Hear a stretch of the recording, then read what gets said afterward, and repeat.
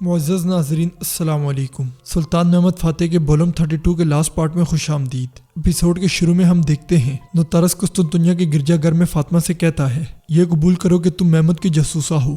پھر گنادیوس کہتا ہے اب تمہارے پاس کوئی راستہ نہیں بچا، قبول کرو۔ مگر فاطمہ کہتی ہے آپ غلط ہیں جناب، میں صرف اپنے دین اور روم پر یقین رکھنے والی ایک راہبہ ہوں۔ یہ سنتے ہی نوترس اس کے منہ پر ایک زوردار تھپڑ دے مارتا ہے اور کہتا ہے کیا تمہیں مصطفیٰ یاد ہے؟ وہ ایک جاسوس تھا لیکن وہ ایک معزز شخص بھی تھا۔ مصطفیٰ نے اپنی آخری سانس اس حاکم سے وفاداری کا اظہار کرتے ہوئے لی جس پر وہ یقین رکھتا تھا۔ جہاں تک تمہارا تعلق ہے تمہارے اندر نہ ہی کوئی وفاداری ہے اور نہ ہی جسارت۔ یہ سن کر فاطمہ کہتی ہے ٹھیک ہے میں، لیکن اس سے پہلے کہ وہ مزید کوئی اور بات کرتی بطال صاحب وہاں آ جاتے ہیں اور اندر داخل ہوتے ہی بزنطینی سپاہیوں کو کاٹنے شروع کر دیتے ہیں۔ یہ منظر دیکھ کر فاطمہ حیران و پریشان ہو جاتی ہے۔ سلطان کے محل میں بایزید علی صاحب کے ساتھ بیٹھا ہوتا ہے اور کہتا ہے مجھے میری ماں کے پاس لے چلیں علی صاحب۔ جواباً علی صاحب کہتے ہیں واپس جانے کا کوئی راستہ نہیں ہے شہزادے۔ یہ کہتے ساتھ ہی وہ کمان کی تار نکال لیتے ہیں اور بایزید پوچھتا ہے وہ کیوں؟ پھر کمان کی تار دیکھتے ہوئے کہتا ہے میرے پاس بھی ایسی کمان کی تار ہے کہ آپ جانتے ہیں علی صاحب، جب میں باہر نکلوں گا تو میں آپ کو دکھاؤں گا۔ یہ سن کر علی صاحب تار پیچھے کر لیتے ہیں اور بایزید سے پیار کرتے ہوئے کہتے ہیں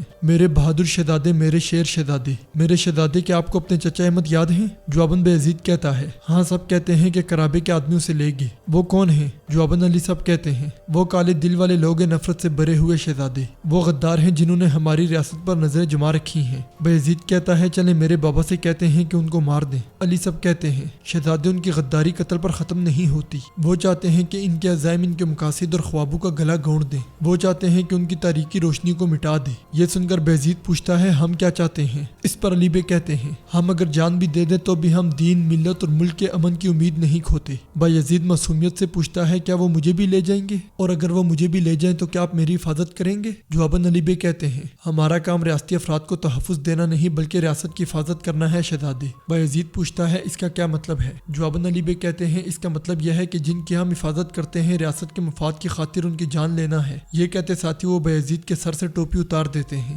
قسطنطنیہ کے گرجا گھر میں بطال صاحب بزنطینی سپاہیوں کو کاٹتے ہی چلے جاتے ہیں اور سب سپاہیوں کو مارنے کے بعد نوترس سے کہتے ہیں ہم اب اکیلے رہ گئے ہیں۔ یہ کہتے ساتھ ہی اپنے ہاتھ میں موجود خنجر پھینک دیتے ہیں۔ نوترس کہتا ہے میں عنقریب تمہارا غلیظ سر کاٹ کر محمد کے پاس بھیج دوں گا۔ جواباً بطال صاحب کہتے ہیں تو پھر بہادر بنو اور مرد کی طرح لڑو۔ یہ سنتے ساتھ ہی نوترس ان پہ حملہ ور ہو جاتا ہے مگر بطال صاحب اس کے وار کو ناکام بنا کر اسے زمین پہ پٹخ دیتے ہیں اور پھر اس کی کھینچی ہوئی تلوار بھی زمین پہ پھینک دیتے ہیں۔ یہ دیکھ کر گنادیوس جیسے ہی تلوار اٹھانے لگتا ہے بطال صاحب تلوار پہ پاؤں رکھتے ہوئے کہتے ہیں دور ہٹو، مجھے تمہاری گردن اتارنے پر مجبور مت کرو۔ یہ سن کر گنادیوس پیچھے ہٹ جاتا ہے۔ نوترس کہتا ہے اگر تم مجھے مار بھی دو تم یہاں سے نہیں نکل پاؤ گے، لیکن اگر تم مجھے نہیں مارو گے تو۔ نوترس کے بعد مکمل کرنے سے پہلے ہی بطال صاحب کہتے ہیں میں یہاں مرنے کے لیے تیار ہو کر آیا ہوں۔ یہ سنتے ساتھ ہی فاطمہ خاتون بطال صاحب کا اشارہ سمجھ جاتی ہیں۔ بطال صاحب مزید کہتے ہیں لیکن میں تمہارا سر اپنے ساتھ لے کر جاؤں گا۔ جواباً نوترس کہتا ہے میری موت سے کچھ نہیں بدلے گا، روم ہمیشہ زندہ رہے گا۔ یہ سن کر بطال صاحب جیسے ہی اسے مارنے کے لیے تلوار فضا میں بلند کرتے ہیں فاطمہ پیچھے سے خنجر ان کی پیٹھ میں گھوم دیتی ہے۔ خنجر لگتے ساتھ ہی بطال صاحب کی زبان پر کلمہ شہادت جاری ہو جاتا ہے اشہد ان لا الہ الا اللہ واشہد ان محمدا عبدہ ورسولہ۔ فاطمہ خنجر نکال کر پہ در پہ ان پہ وار کرتے ہی چلی جاتی ہے اور بطال صاحب زمین پہ گر جاتے ہیں۔ بطال صاحب کے زمین پہ گرتے ساتھ ہی دروازہ کھلتا ہے اور انہیں اپنے بچے دکھائی دیتے ہیں جو ان سے کہتے ہیں کیا پا رہے ہیں بابا؟ یہ دیکھ کر بطال صاحب مسکرانے لگ جاتے ہیں اور ان کی سانسیں تھم جاتی ہیں۔ دوسری طرف دمتری کے ساتھ موجود سلطوک پوچھتا ہے بطال صاحب کہاں ہیں؟ چلو مجھے بتاؤ بطال صاحب کہاں ہیں؟ جواباً دمتری کہتا ہے بطال صاحب نے اپنے آپ کو قربان کر دیا سلطوک۔ یہ سن کر سلطوک کہتا ہے دمتری تم کیا کہہ رہے ہو؟ کون سی قربانی؟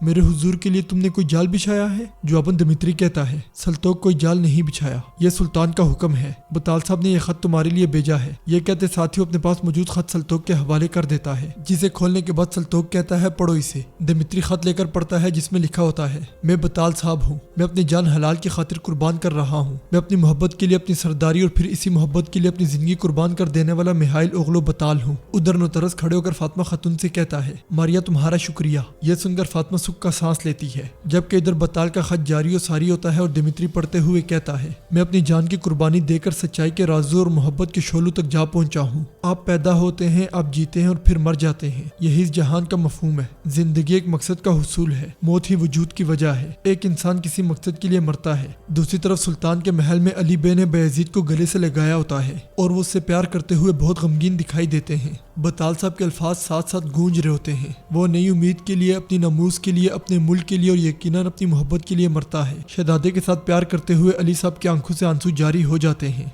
बाहर खवातीन को गिराकर दरवाजे की तरफ भाग पड़ती है, मगर दरवाजा बाहर से बंद होता है। बताल साहब की आवाज गूंजती है, हमारी रियासत की बका और हमारी कौम की उम्मीद की खातिर हमारा खून जमीन पर बहाया गया है। हमारे लिए कोई दुख या गम नहीं। एक बहादुर इस जहां में हुस्न भरने आता है और मोहब्बत की खातिर इस दुनिया से चला जाता है। हमने खूबसूरती से प्यार किया और इसी खूबसूरती से चले गए, अल्लाह का शुक्र है। बताल साहब के आसपास फातिमा, नोतारस और गनादियोस खड़े होते हैं। ना मेरी रूह जख्मी है, ना मैं अफसुर्दा हूँ और ना ही मेरा दिल उदास है। मैं इश्क की खातिर शहीद होने वाला एक शहादत का मुतलाशी हूँ। मैं अब जा रहा हूँ अपनी बीवी और बच्चों से मिलने के लिए। खत सुनते ही सल्तोक दुखी होते हुए कहता है, ये आपने क्या किया हुजूर, ये आपने क्या किया। फिर आंसू साफ करते हुए पूछता है, बताल साहब कहाँ हैं? जवाबन दिमित्री कहता है, मैं तुम्हें नहीं बता सकता सल्तोक। सल्तोक कहता है, दिमित्री देखो तुम हमारे दोस्त हो, मुझे उन्हें बचाना है। हुजूर कहाँ है, मुझे बताओ। दिमित्री कहता है, तुम सारा खेल बर्बाद कर दोगे सल्तोक। इस पर सल्तोक कहता है, मुझे खेलों या मंसूबों की परवाह नहीं है, मुझे अपने हुजूर के पास जाना है, मुझे वहाँ जाना है, बताओ मुझे। दिमित्री तुमने भी अपना बेटा खो दिया था, तुम इस दर्द को जानते हो, बताओ मुझे। यह सुनकर दिमित्री कहता है, बारबरा चर्च। दिमित्री की बात सुनकर सल्तोक जैसे ही आगे बढ़ता है, दिमित्री कहता है, सल्तोक अगर तुम गए तो तुम सारा खेल बर्बाद कर दोगे और मारिया मर जाएगी,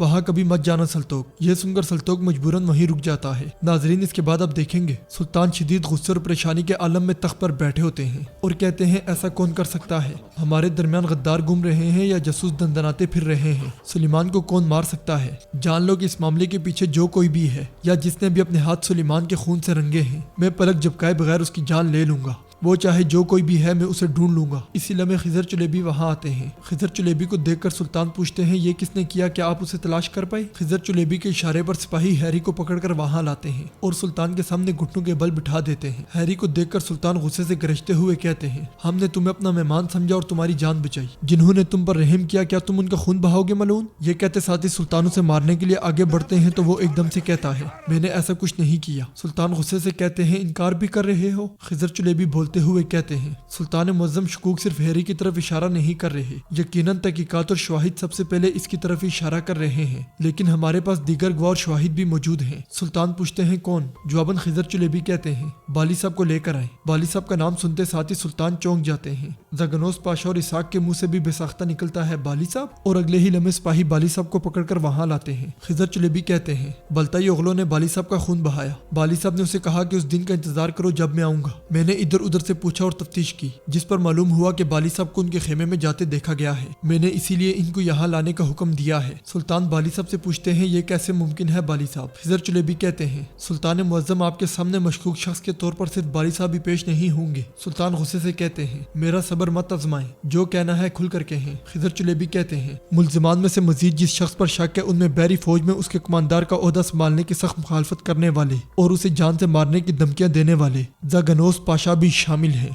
यह सुनकर सुल्तान को एक जोरदार धचका लगता है और उनके पांव लड़खड़ा जाते हैं। जगनोस पाशा कहते हैं, खिजर चुलेबी आप क्या कह रहे हैं? मैंने ऐसा कुछ नहीं किया मेरे सुल्तान। सुल्तान खुद को संभालते हुए कहते हैं, मेरी तरफ देखें लाला, शक कोई मुकाम या दर्जा नहीं देखता। जब तक आप मशकूक हैं आप मेरे साथ नहीं बल्कि मेरे सामने खड़े होंगे। यह सुनकर जगनोस पाशा को बहुत दुख होता है और सुल्तान दुख और गम की कैफियत में तख्त पर बैठते हुए कहते हैं, यह है सल्तनत उस्मानिया। हुक्मरान के सामने पाशा और सरदार बराबर हैं, पहरेदार भी बराबर हैं और कैदी भी बराबर हैं। मोहतरम काजी साहब अपना दीवान मुनक्किद करें और हिसाब लें। जो कोई भी इनमें से मुजरिम साबित होगा उसका सर फौरन काट दिया जाएगा। यह सुनकर इसाक और बाकी लोग काफी परेशान हो जाते हैं। नाजरीन, तो आपके ख्याल में सुलेमान को किसने कत्ल किया? दूसरा सवाल यह है कि क्या अली साहब बायजीद को कत्ल कर देंगे? जबकि तीसरा सवाल यह है कि क्या फातिमा खातून के ऊपर से बजंतीनियों का शक हट जाएगा? सल्तोक कुस्तुनतुनिया से कैसे बाहर आएगा? आप अपने ख्यालात के इजहार कमेंट बॉक्स में कर सकते हैं। जबकि इसके साथ ही जबरदस्त बोलम का इख्तिताम होता है। उम्मीद करते हैं आपको वीडियोस पसंद आई होंगी। वीडियो पसंद आई है तो वीडियो को लाइक करें, चैनल को सब्सक्राइब करें और बेल आइकन पर लाजमी क्लिक करें।